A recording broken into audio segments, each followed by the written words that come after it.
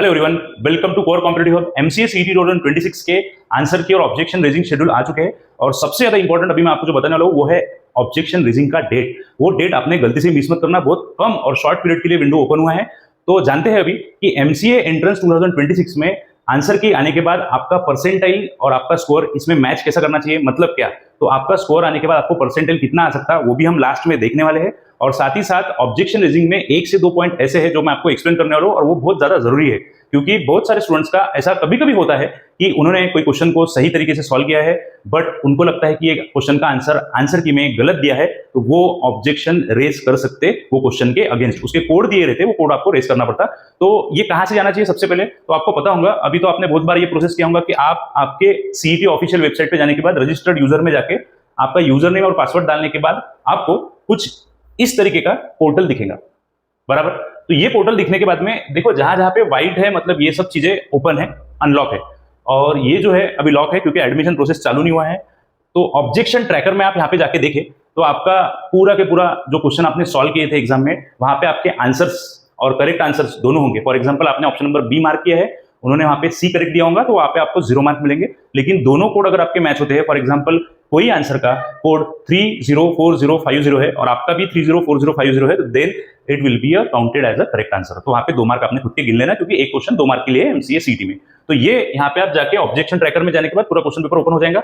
Video short, थोड़ा सा short और इंपॉर्टेंट, और जल्दी से मुझे आपको बहुत सारी चीजें बतानी है, तो मैंने आंसर की यहाँ पे बताई नहीं है, बट आप जाके खुद के आंसर की देख सकते हैं। और सभी लोगों ने अपने अपने आंसर्स, अपने अपने जो क्वेश्चन के अटेम्प्ट है, करेक्ट आंसर्स, वो कमेंट कीजिएगा कमेंट बॉक्स में। Next second thing is important कि ऑब्जेक्शन ट्रैकर में जाने के बाद कुछ इंस्ट्रक्शंस दिए हैं, ये काफी सारे स्टूडेंट्स को पता नहीं होती, तो इसलिए ये मैं आपको अभी बताने वाला हूं। देखो इसमें वैसे तो 10 11 8 पॉइंट दिए हैं। सबसे पहले तो इसमें you may also upload any file as a justification for your objection.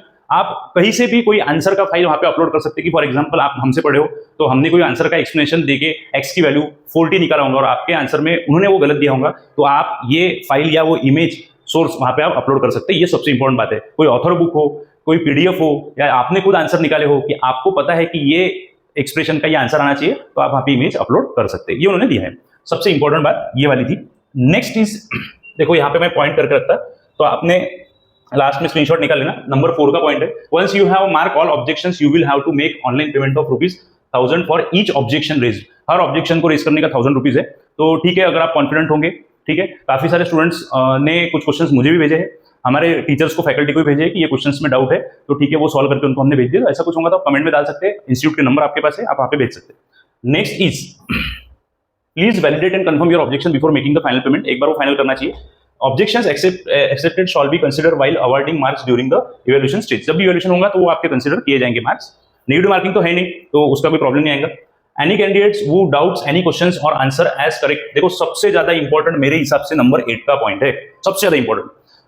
कोई कैंडिडेट कोई भी क्वेश्चन को डाउट क्वेश्चन और answer as incorrect, he she can raise an objection by paying the objection fee. अगर उसके बाद दिया है, अगर if the objection is accepted the corrective action will be applicable to corresponding batch. देखो 6 slots में exam हुआ था, डे 1 डे 2 डे 3 में।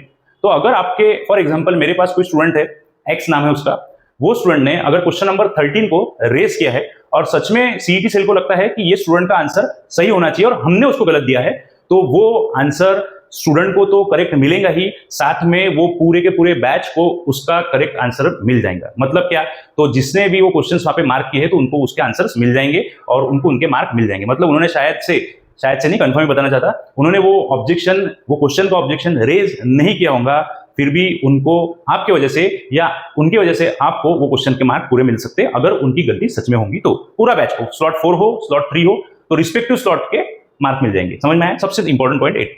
9 नंबर का जो पॉइंट है वो ऐसा है, all the objections which will get approved accepted the corresponding corrective action will be applicable to all the candidates of the entire batch irrespective of the fact whether they had raised, और ये मैंने already बता दिया तुमको कि जिन्होंने वो question raise किया हो नहीं किया हो तो भी उनको मार्क्स मिल जाएंगे। तो अभी हम नेक्स्ट जो स्लाइड है उसकी तरफ चलते हैं कि परसेंटाइल वर्सेस स्कोर, और साथ में मैंने पिछले साल के कुछ 2 साल के अंदाज से रैंक के भी एनालिसिस बनाए हैं कि जिसमें फर्स्ट 99.01 से 99.99 तक परसेंटाइल तक कितने रैंक्स आए थे, कितने रैंक आने वाले हैं, तो ये मैं आपको भी बताने वाला हूं। देखिए ये सबसे इंपॉर्टेंट है आपके लिए फिलहाल आज के लिए।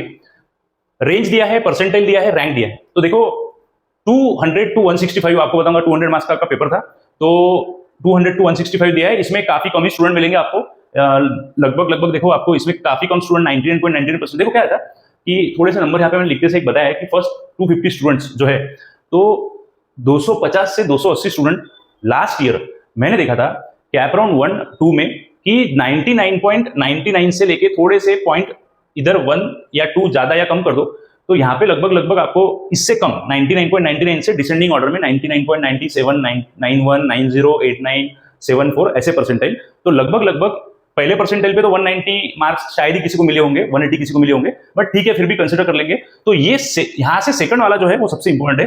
99.99 जो परसेंटाइल है वो लगभग आप समझ लो कि पहले 250 रैंक के अंदर उनको आने वाला है। अगर हर स्लॉट में भी एक स्टूडेंट्स आपने पकड़ लिया 99.99 का, क्योंकि हर स्लॉट में एक रहने वाला है, तो अगर आपने ऐसे स्टूडेंट्स एक ही रैंक के बार बार देखे भी तो 250 तक स्टूडेंट्स वहां पे देखने मिलेंगे। सबसे इंपॉर्टेंट बात अभी आपको सेकंड में बताता, जो सेकंड दिया है 165 और 150 मार्क के बीच में, अगर आपके क्वेश्चंस फॉर एग्जांपल अगर आपके 75 प्लस क्वेश्चंस बराबर आते हैं या 80-75 के बीच में, तो आप यहाँ पे आके पहुंच जाओगे।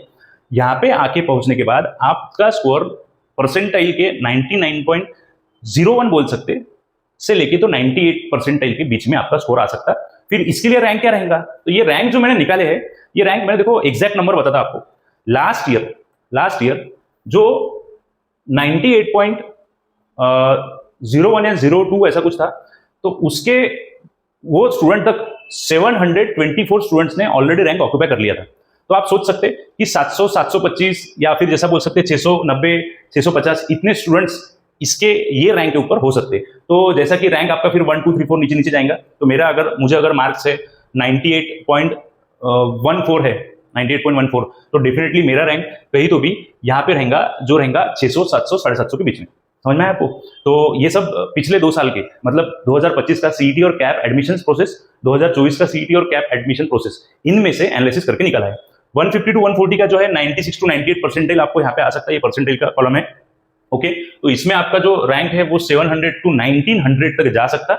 थोड़े से नंबर जैसा बोल सकते हैं आप 100 टू 120 नंबर्स आगे पीछे थोड़ा हो सकते हैं, डेफिनेटली कम तो नहीं होंगे, क्योंकि सीईटी पिछले साल से 1,500 से 2,000 स्टूडेंट्स ने इस वक्त ज्यादा ही दिया था।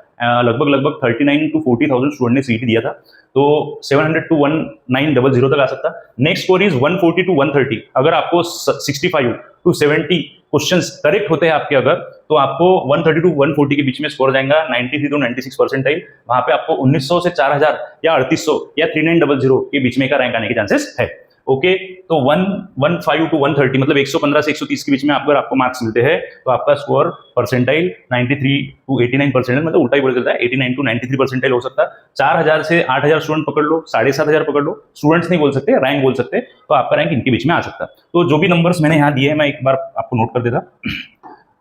तो यहाँ पे थोड़ा सा 50 to 70 students plus minus rank में, यहाँ पे आप लगभग 100 टू 150 स्टूडेंट्स प्लस माइनस पकड़ सकते हैं ये साल के हिसाब से, 2026 के हिसाब से। तो पेपर तो इस साल बहुत इजी थे, तो ये बढ़ने वाला है, कम नहीं होगा। तो यहाँ पे भी आप लगभग 100 टू 200 या 180 स्टूडेंट्स आगे या पीछे नंबर्स में उसको जा सकते, मतलब ये 3900 तक रैंक जा सकता, 4100 तक भी जा सकता, यहाँ से 4000 टू 800 हो सकता। और जैसा कि हम बात करते हैं, मैं हर साल बताता कि सीईटी में आपको 40, 30, 35 क्वेश्चंस करेक्ट करना है तो बैच और कोई ट्रेनिंग लेने की जरूरत नहीं पड़ती आपको। वैसे ही आपने रीजनिंग या थोड़ा भी सॉल्व कर लिया, तो सीईटी ये सिर्फ देना ही इंपॉर्टेंट नहीं है, सीईटी अच्छे से देना इंपॉर्टेंट है। आप देख रहे हैं पिछले साल के भी नंबर उठा के देख लो, ये भी नंबर देख लो, आपको पता चलेगा कि आपका रैंक थोड़ा भी गड़बड़ इसके नीचे आना चालू हो गया, तो इसके नीचे जैसे जैसे आपके रैंक इसके नीचे जैसे जैसे आपके रैंक जाएंगे, आपका स्कोर जाएगा, वैसे वैसे आपका रैंक बढ़ते जाएगा। और लगभग जो टॉप 6 टू 7 कॉलेजेस है जिसके बारे में सभी स्टूडेंट्स बात करते हैं, उसमें एसवीबीओ है, पीसीओ है, सब कुछ कॉलेजेस है। तो यहाँ पे आपको आना है तो आपको लगभग इसके ऊपर ही चलना पड़ेगा।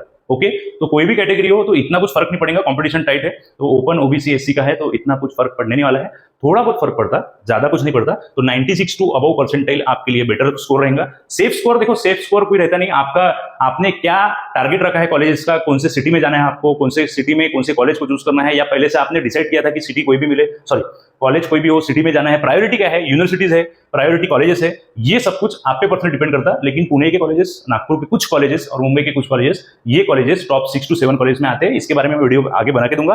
तो तब तक के लिए ये आपका एक छोटा सा गाइड है जिसमें आपको मैंने बताया कि ऑब्जेक्शन रेजिंग, हाँ सबसे इंपॉर्टेंट, फिर से रिपीट कर देता जाते वक्त फिर से अगेन, ऑब्जेक्शन रेजिंग का डेट जो है, जो मैं बताने वाला था, जो भूल गया, जो डेट है वो 30 अप्रैल, 30 अप्रैल, 1 में, 2 में, इतने ही दिन खुले रहने वाला है। उसके बाद वो खुले नहीं रहने वाला है। फिलहाल तो इतने ही डेट्स आए हैं, 30, 1 और 2 में, 30 अप्रैल, 1 में, 2 में, इतने दिन में आपको आपके ऑब्जेक्शन रेज करना ही पड़ेंगे। ओके, तो wish you all the best आगे के प्रोसेस के लिए। आगे और वीडियो लेके आएंगे, जो भी प्रोसेस आएगा सीईटी सेल की तरफ से, वीडियो डेफिनेटली आपको देखने मिलेगा। Thank you.